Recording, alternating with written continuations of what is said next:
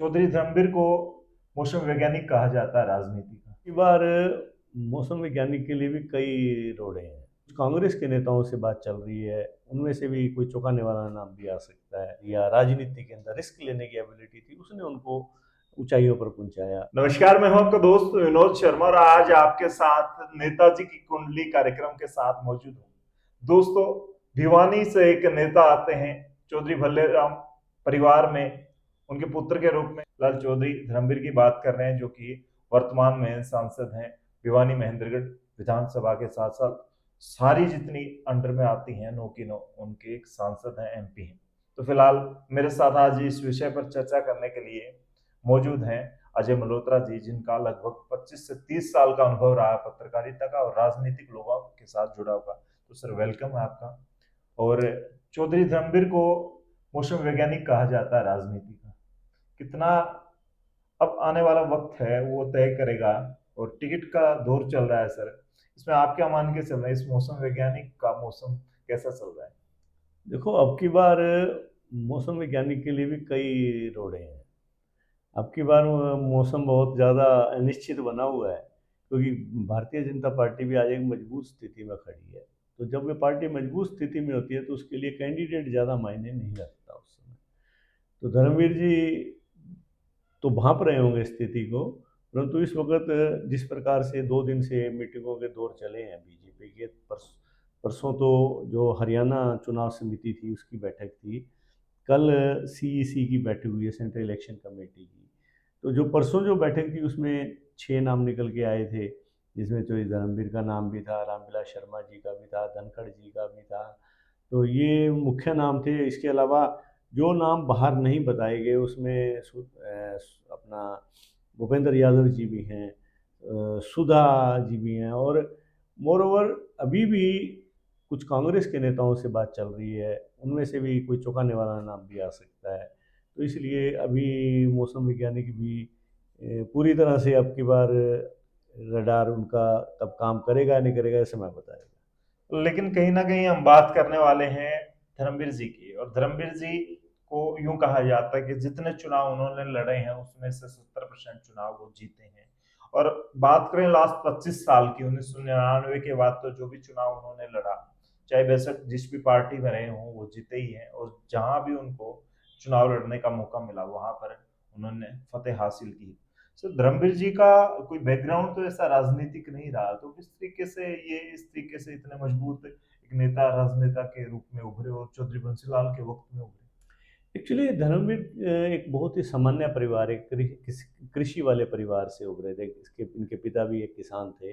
धर्मवीर खुद भी वैश्य कॉलेज भिवानी के एक छात्र के रूप में थे। परंतु जो जिस चीज़ ने उनको उभारा, उनकी रिस्क एबिलिटी थी, जो चुनाव के अंदर या राजनीति के अंदर रिस्क लेने की एबिलिटी थी, उसने उनको ऊंचाइयों पर पहुंचाया। जब धर्मवीर जी 1994 1984-85 में उन्होंने पहली बार पंचायत समिति का चुनाव लड़ा, तो जब पंचायत समिति के चुनाव में उन्होंने चुनाव जीत लिया, परंतु असली उनका इम्तिहान शुरू हुआ जब चेयरमैन का चुनाव आया। तो उनके सामने भवानीखेड़ा हल्का ब्लॉक था।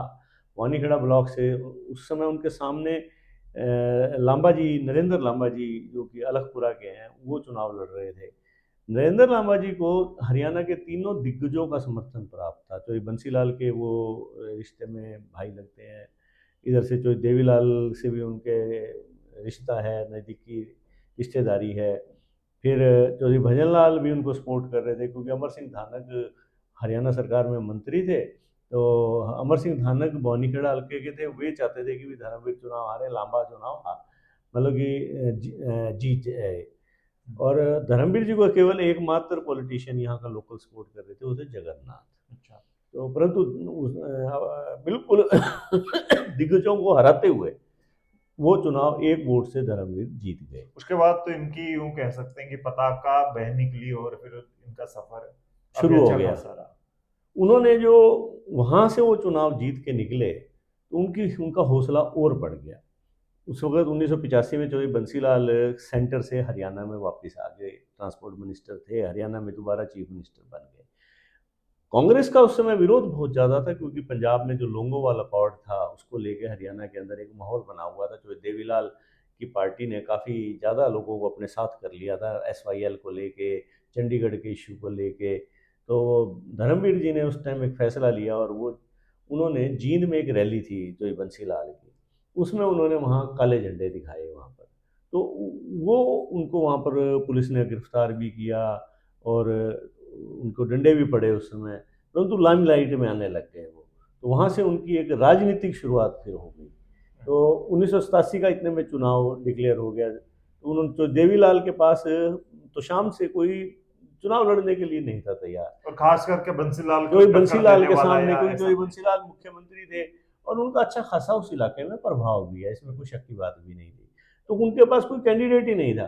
तो धर्मवीर एक युवा के रूप में थे, इनके अंदर एक लालसा भी थी राजनीति की और राजनीतिक हौसला भी था। तो धर्मवीर को उन्होंने यहाँ से कैंडिडेट बना दिया। जैसे कैंडिडेट बनाया तो आम चर्चा ये थी कि धर्मवीर मुकाबला नहीं कर पाएंगे जोई बंसीलाल का। मुकाबला कड़ा हुआ चुनाव में, और क्योंकि कांग्रेस का एक विरोध चल रहा था, क्योंकि मैंने बताया ना आपको SYL और जो लोंगोवाल अकॉर्ड था उसको लेके जो देवीलाल की लहर चल रही थी पूरे हरियाणा के अंदर, क्योंकि कांग्रेस की सीटें भी उस चुनाव में सिर्फ 5 आई थी।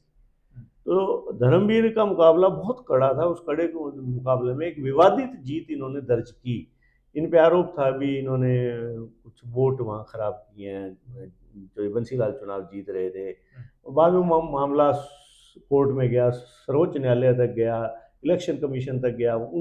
उसमें तो इसके धर्मवीर जी के चुनाव को सुप्रीम कोर्ट ने सेट असाइड कर दिया, भाई रद्द कर दिया उस चुनाव को।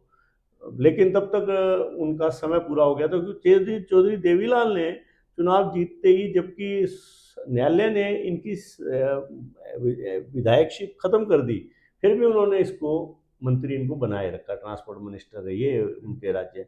तो वहां से इनका राजनीतिक सफर अच्छी तरह से शुरू हो गया। और जी जी कह सकते हैं। लेकिन सबसे बड़ी बात सर इनकी एक रहती है कि जहां भी चुनाव लड़ते हैं, एक दौर ऐसा है और आज भी लोगों में चर्चा है कि चुनाव लड़ते हैं, एक तो पहले ही दिशा निर्धारित कर लेते हैं। जब कांग्रेस का दौर था तो कांग्रेस में चले गए, जब बीजेपी का यूं लगा कि मोदी का बच्चों बढ़ता नजर आया तो मोदी से मीटिंग की और उसके बाद मोदी के साथ जुड़ गए।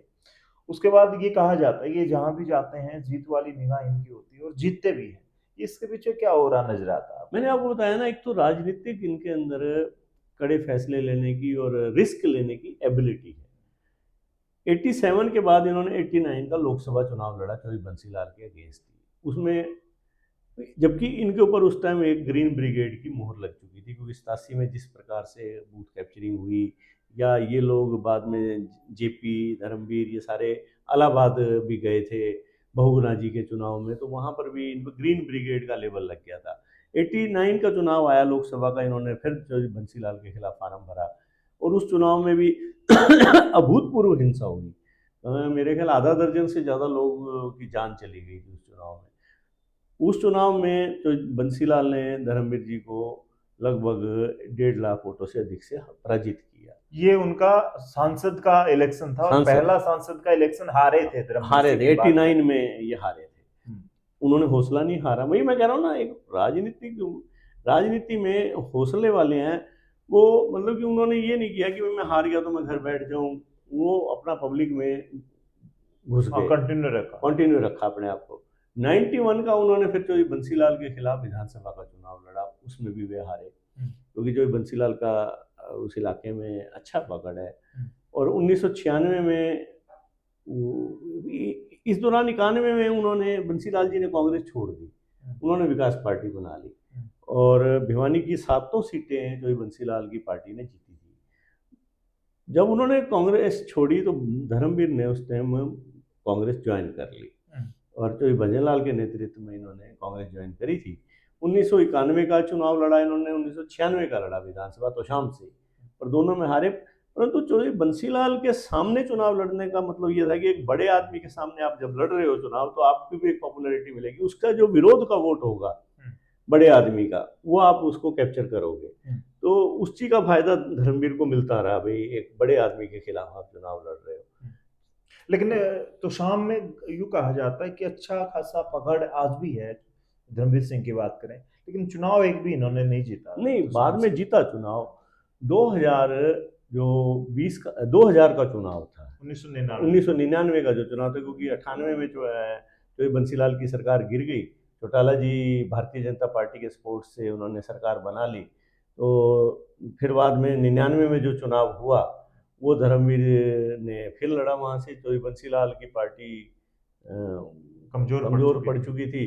तो वैसे भी फिर बंसीलाल भिवानी शिफ्ट हो गए। उन्होंने भिवानी से चुनाव लड़ा और वो जीत गए जो बंसीलाल।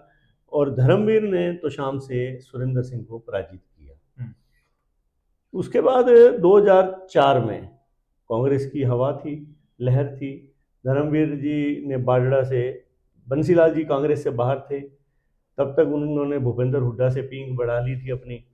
तो जब जो बंसीलाल भी कांग्रेस में 2004 में दोबारा आए थे, तो उन्होंने चुनाव, चौधरी बंसीलाल ने वापस कांग्रेस में वापसी की थी और सुरेंद्र सिंह ने तो शाम से चुनाव लड़ा था फिर, और धर्मवीर ने बाजड़ा से लड़ा था कांग्रेस से। तो फिर ये चुनाव जीत गए। 2009 में फिर ये सोना इनको शिफ्ट करना पड़ा था राजनीतिक कारणों से, तो ये सोना से इन्होंने चुनाव जीत गई है।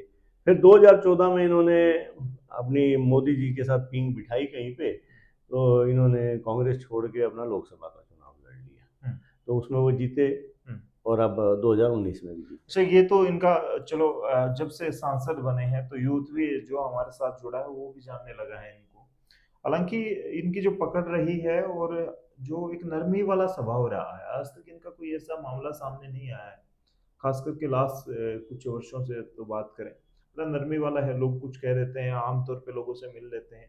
ये नेचर एक खास होता है नेता का, मानते हैं आप? बिल्कुल, देखो ये बहुत मैटर करता है। धर्मवीर जी का जो बोलने का तरीका है, बात करने का, वो अपने विरोधी से भी कभी गुस्से से बात नहीं करते हैं। तो ऐसे में जो उनका व्यवहार है, उसने उनके पास हर एक हल्के में, इवन ये जब सोना गए तो सोना भी चुनाव जीत आए, तो इनको हर एक हल्के में एक कार्यकर्ताओं की टीम मिल गई। और दूसरा इनको जो फायदा था कि चौधरी बंसीलाल परिवार से एक मुकाबला इनका, तो चौधरी बंसीलाल परिवार के पास भी एक अच्छा खासा समर्थन है कार्यकर्ताओं का। तो स्वाभाविक है, धर्मवीर, उनके जो विरोध के लोग थे वो धर्मवीर जी के साथ जुड़ते रहे। और इसके अंदर देखो, ये इसमें तो कोई शक नहीं है कि धर्मवीर जी मृदुभाषी हैं और कार्यकर्ताओं को उन्होंने समेट के रखा है, तो इसलिए कार्यकर्ता आज भी उनकी जान है। लेकिन आज हर गली कुच्चे में चर्चाएं हैं सांसद की टिकट किसे मिलेगी, और खास करके बीजेपी पर सबसे ज्यादा नजर है, क्योंकि वर्तमान में जो सरकार है और आने वाले वक्त में मोदी की चर्चाएं काफी ज्यादा है।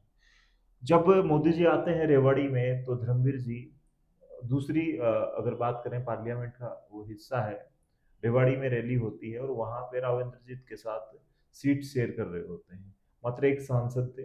तो क्या मानते हैं ये इसके भी सारे हैं कोई मोदी जी का और राव इंद्रजीत की वजह से इनको और ज्यादा कहीं ना कहीं?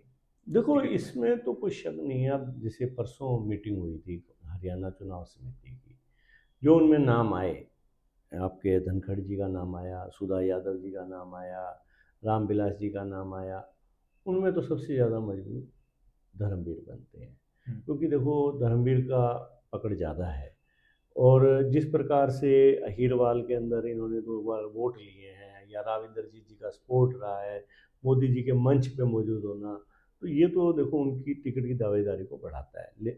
लेकिन अब की बात कहीं ना कहीं जो भूपेंद्र यादव हैं, वे भी हाईकमान के आशीर्वाद से कैंडिडेट के प्रयास में हैं।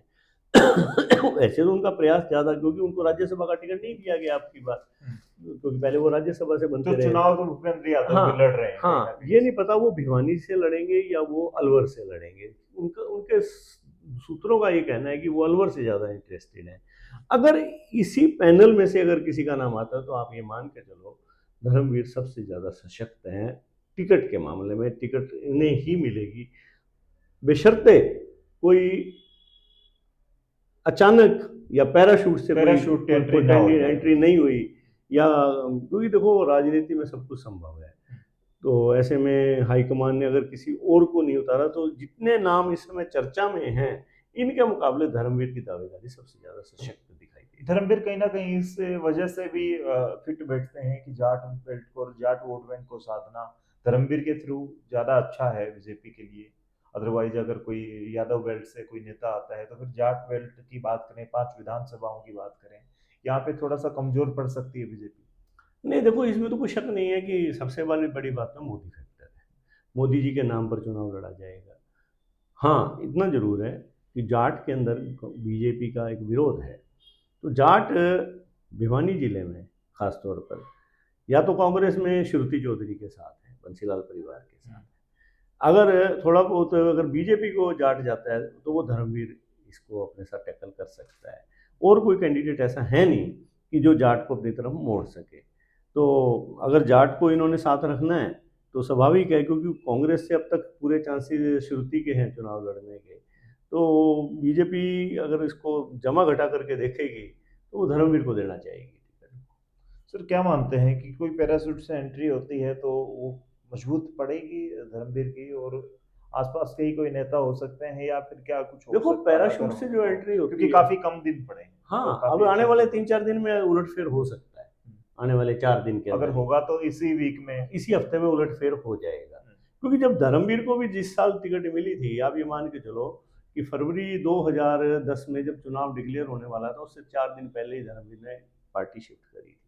ऐसे ही कोई बड़ा नेता, चाहे कांग्रेस का हो चाहे किसी और पार्टी का हो, वो अगर वो शिफ्ट कर जाता है तो टिकट की दावेदारियां फिर चेंज भी हो सकती हैं। तो ऐसे में अब आने वाले 4-5 दिन बहुत ज़्यादा महत्वपूर्ण है कि हाईकमान किस तरह के फैसले लेता है। हाईकमान कई चीज़ों को नाप तोल कर रहा है, क्योंकि उनके दिमाग में एक चीज़ और भी है कि वे लोग हिमाचल टाइप का ऑपरेशन लोटस हरियाणा में भी कहीं ना कहीं चला सकते हैं। तो उसमें उनके फ्रेम में कौन कैंडिडेट कहाँ फिट बैठेगा, उसमें कुछ कम से कम 2 या 3 सीटों पे असर पड़ सकता है हरियाणा में टिकट बदलाव को। तो फिलहाल देखा जिस तरीके से हमारे साथ मौजूद थे अजय मल्होत्रा जी, और काफी ज्यादा इनका मैं कह सकता हूँ कि अनुभव है राजनेताओं के साथ, खास तौर पर क्योंकि काफी वर्ष हो गए हैं इनको राजनेताओं के बारे में लिखते लिखते, तो उनके बारे में काफी कुछ जानते हैं। और भिवानी की राजनीति या भिवानी महेंद्रगढ़ लोकसभा की राजनीति के ऊपर तो कहीं ना कहीं कहूंगा कि पीएचडी कर रखी है इन्होंने, और फिलहाल अंदर की जो बातें हैं वो भी आपके साथ शेयर की, और आज हमने आपके साथ शेयर की चौधरी धर्मवीर सिंह की जो जीवन रहा है, उनका राजनीति का सफर रहा है। वो आने वाले वक्त में एक नए और नेता की या फिर नई लोकसभा की हम चर्चा लेकर के आएंगे। इस वीडियो को शेयर करें, कमेंट में लिखें क्या जो बातें थी वो धर्मवीर जी के ऊपर स्टिक बैठती हैं या कहीं ना कहीं हम दाएं बाएं रहें। फिलहाल इस वीडियो को शेयर करते हुए कमेंट में लिखें। तब तक के लिए धन्यवाद। राम राम, जय हिंद।